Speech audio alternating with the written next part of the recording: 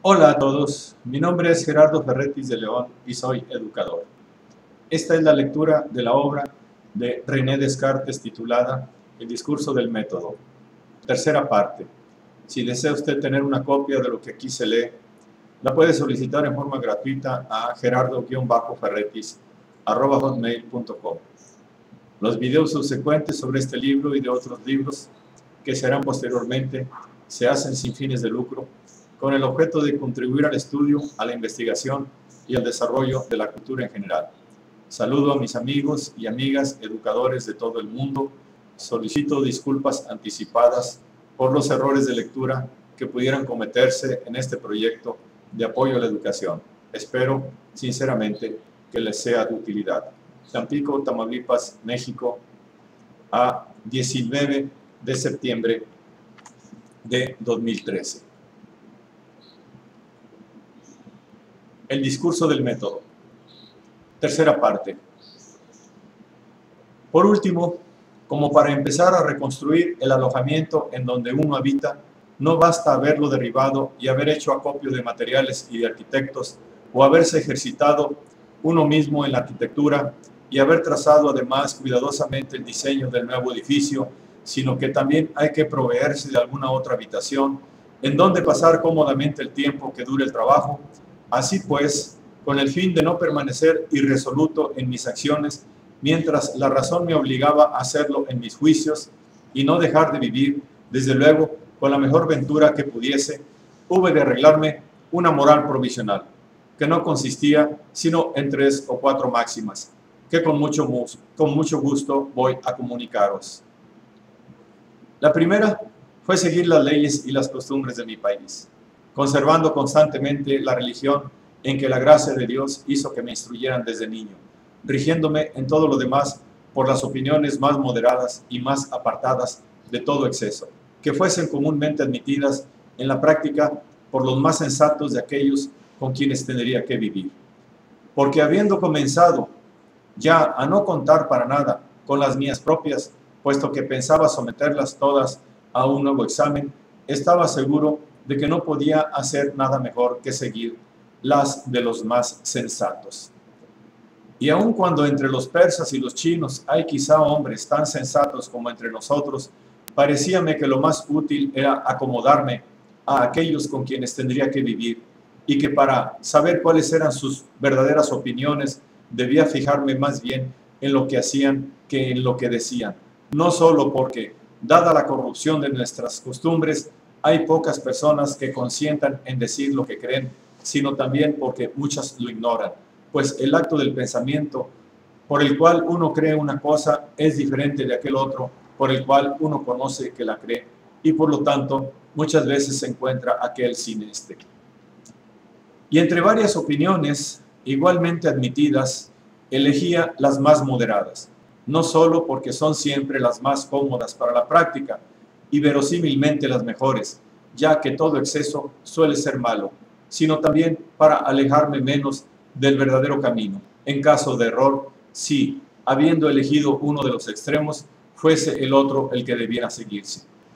Y en particular consideraba yo como un exceso toda remesa por la cual se enajena una parte de la propia libertad.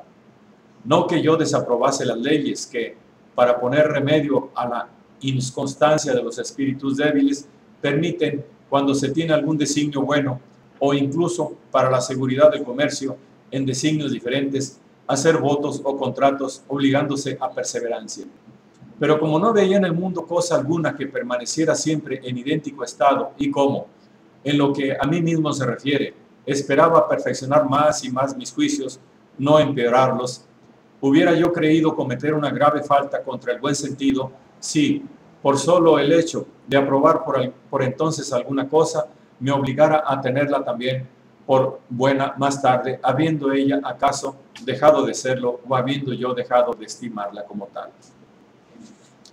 Mi segunda máxima fue la de ser en mis acciones lo más firme y resuelto que pudiera y seguir tan constante en las más dudosas opiniones, una vez determinado a ellas como si fuesen segurísimas, imitando en esto a los caminantes que, extraviados por algún bosque, no deben andar errantes dando vueltas por una y otra parte, ni menos detenerse en un lugar, sino caminar siempre lo más derecho que puedan hacia un sitio fijo, sin cambiar de dirección por leves razones, aun cuando en un principio haya sido solo el azar el que les haya determinado a elegir ese rumbo.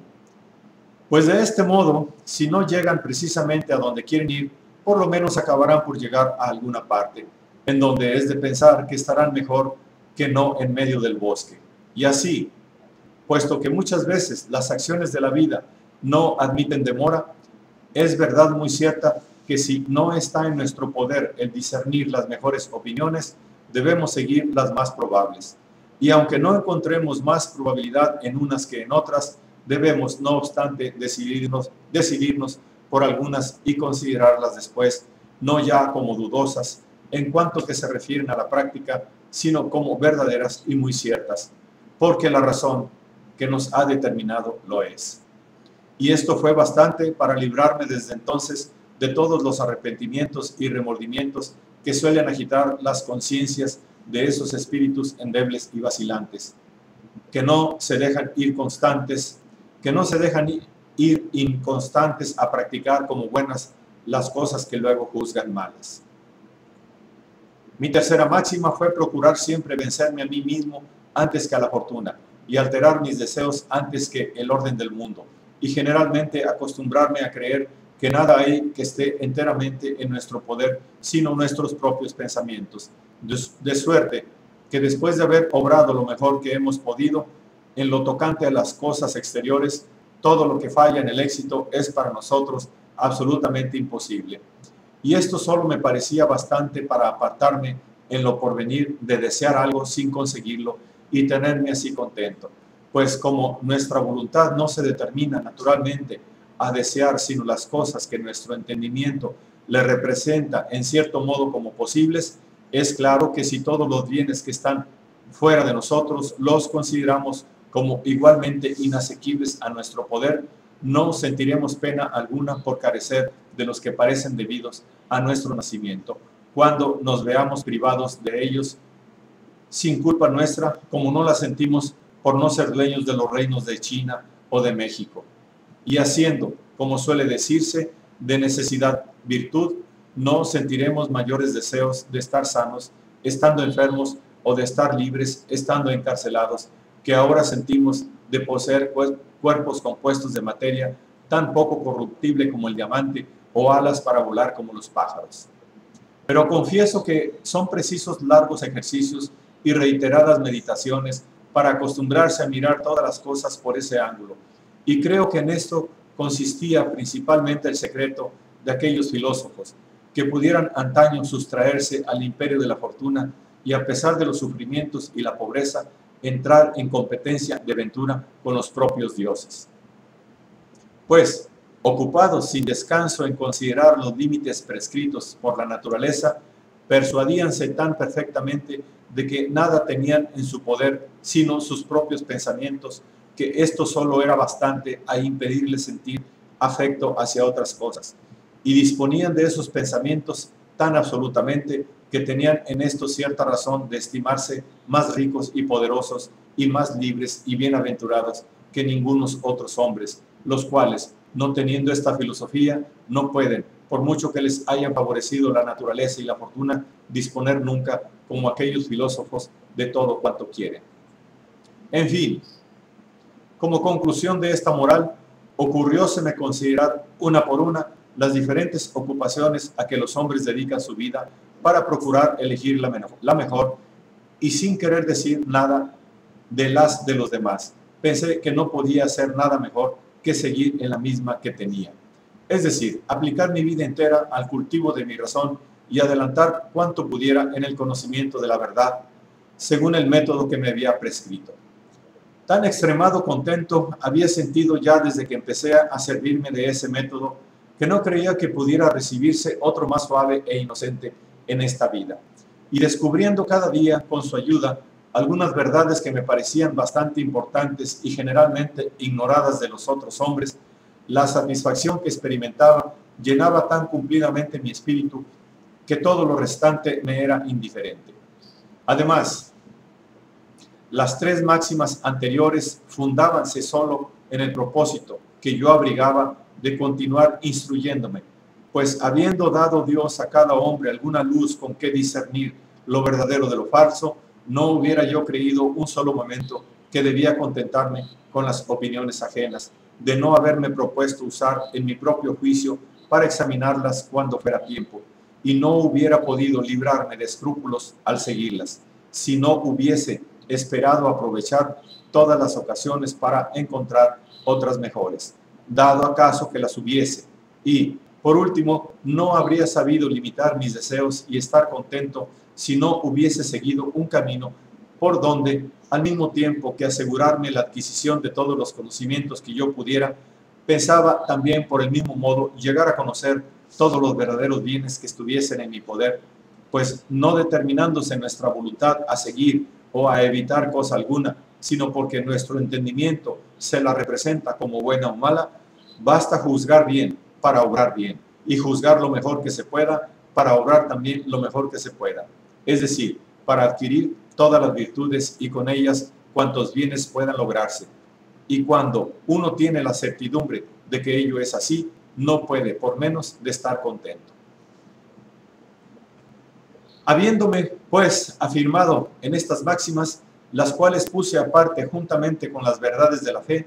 que siempre han sido las primeras en mi creencia, pensé que de todas mis otras opiniones podía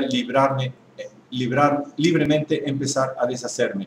Y como esperaba conseguir lo mejor conversando con los hombres, que permaneciendo por más tiempo encerrado en el cuarto, en donde había meditado todos esos pensamientos, proseguí mi viaje antes de que el invierno estuviera del todo terminado. Y en los 9 años siguientes no hice otra cosa sino andar de acá para allá, por el mundo, procurando ser más bien espectador que actor en las comedias que en él se representan, e instituyendo particulares reflexiones en toda materia sobre aquello que pudiera hacerla sospechosa y dar ocasión a equivocarnos. Llegué a arrancar de mi espíritu en todo ese tiempo cuantos errores pudieron deslizarse anteriormente. Y no es que imitar a los escépticos, que dudan por solo dudar y se las dan siempre de irresolutos. Por el contrario, mi propósito no era otro que afianzarme en la verdad, apartando la tierra movediza y la arena, para dar con la roca viva o la arcilla, lo cual, a mi parecer, conseguía bastante bien, tanto que, tratando de descubrir la falsedad o la incertidumbre de las proposiciones que examinaba, no mediante endebles conjeturas, sino por razonamientos claros y seguros, no encontraba ninguna tan dudosa que no pudiera sacar de ella alguna conclusión bastante cierta, aunque solo fuese la de que no contenía nada cierto. Y así como al derribar una casa vieja suelen guardarse los materiales que sirven para reconstruir la nueva, así también al destruir todas aquellas mis opiniones que juzgaba infundadas, hacía yo varias observaciones y adquiría experiencias que me han servido después para establecer otras más ciertas. Y además, seguía ejercitándome en el método que me había prescrito, pues sin contar con que cuidaba muy bien de conducir generalmente mis pensamientos según las citadas reglas, dedicaba de cuando en cuando algunas horas a practicarlas, particularmente en dificultades de matemáticas o también en algunas otras que podía ser casi semejantes a las de las matemáticas, desligándolas de los principios de las otras ciencias que no me parecían bastante firmes. Todo esto puede verse en varias cuestiones que van explicadas en este mismo volumen. Y así, viviendo en apariencia como los que no tienen otra ocupación que la de pasar una vida suave e inocente y se ingenian en separar los placeres de los vicios y, para gozar en su ocio sin hastío, hacen uso de cuantas diversiones honestas están a su alcance, no dejaba yo de perseverar en mi propósito y de sacar provecho para el conocimiento de la verdad, más acaso que si me contentara con leer libros o frecuentar las tertulias literarias. Sin embargo, transcurrieron esos 9 años sin que tomara yo decisión alguna tocante a las dificultades de que suelen disputar los doctos y sin haber comenzado a buscar los cimientos de una filosofía más cierta que la vulgar. Y el ejemplo de varios excelentes ingenios que han intentado hacerlo sin, a mi parecer, conseguirlo, me llevaba a imaginar en ello tanta dificultad que no me hubiera atrevido quizá a emprenderlo tan presto si no hubiera visto que algunos propalaban el rumor de que lo habían llevado a cabo. No me es posible decir qué fundamentos tendría para emitir tal opinión, y si en algo he contribuido a ella por mis dichos, debe de haber sido por haber confesado mi ignorancia, con más candor que suelen hacerlo los que han estudiado un poco, y acaso también por haber dado a conocer las razones que tenía para dudar de muchas cosas, que los demás consideran ciertas, mas no porque me haya preciado de poseer doctrina alguna. Pero como tengo el corazón bastante bien puesto para no querer que me tomen por otro distinto del que soy, pensé que era preciso procurar por todos los medios hacerme digno de la reputación que me daban. Y hace 8 años precisamente ese deseo me decidió a alejarme de todos los lugares en donde podía tener algunos conocimientos y retirarme aquí, en un país en donde la larga duración de la guerra ha sido causa de que se establezcan tales órdenes que los ejércitos que se mantienen parece no servir sino para que los hombres gocen de los frutos de la paz con tanta mayor seguridad, y en donde, en medio de la multitud de un gran pueblo muy activo, más atento a sus propios negocios que curioso de los ajenos, he podido, sin carecer de ninguna de las comodidades que hay en otras más frecuentadas ciudades, vivir tan solitario y retirado como en el más lejano desierto. Termina la tercera parte de El discurso del método de René Descartes.